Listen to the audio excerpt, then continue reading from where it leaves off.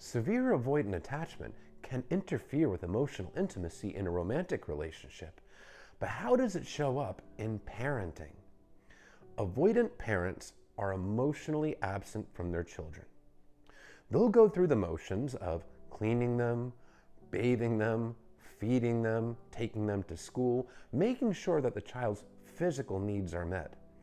But the child's emotional needs are rarely met when they have a parent with severe avoidant attachment, especially dismissive avoidant attachment. Dismissive avoidants are often unable to recognize their own emotions. This also means that they're unable to recognize the emotions in others. There is a lack of emotional attunement. The child is not encouraged to show emotions. When the child is showing emotions, it's often discouraged. If the kid is crying, they're told to suck it up. If the child's feeling sad, they're told things like, "No one wants to see you sad around here. Go be sad in your room." The message is often sent to the child, "Your emotions are not welcome here." And there's often a lack of physical affection from the parent to the child, a lack of hugs, a lack of touch. And there's also a lack of verbal affection. The child is rarely told, "I love you." The child is rarely praised, except severe avoidant parents will often substitute achievement for emotional closeness with their child.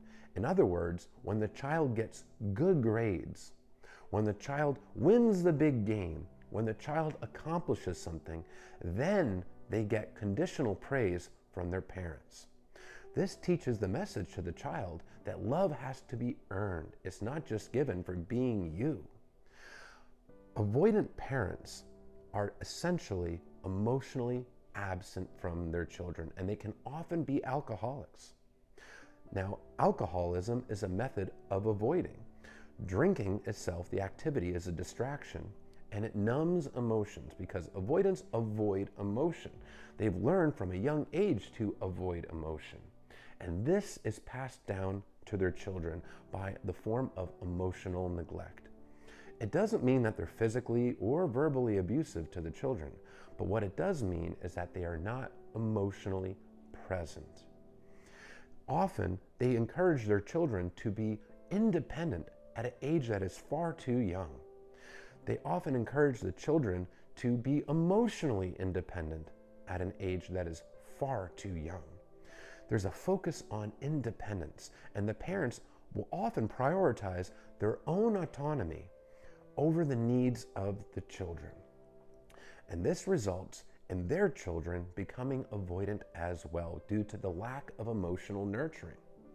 When a child does not have the emotional nurturing from their parents, they personalize it.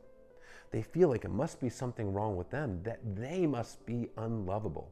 They witness their friends getting love from their parents, but they don't get the love from their own parents. So therefore, they must be defective. And that's where one of the core wounds of avoidance comes from. It comes from the lack of love, which causes them to feel like a defective person. And if they don't work on this, and if they don't heal their attachment wounds, this feeling can carry through to being an adult. So avoidant parents generally create avoidant children.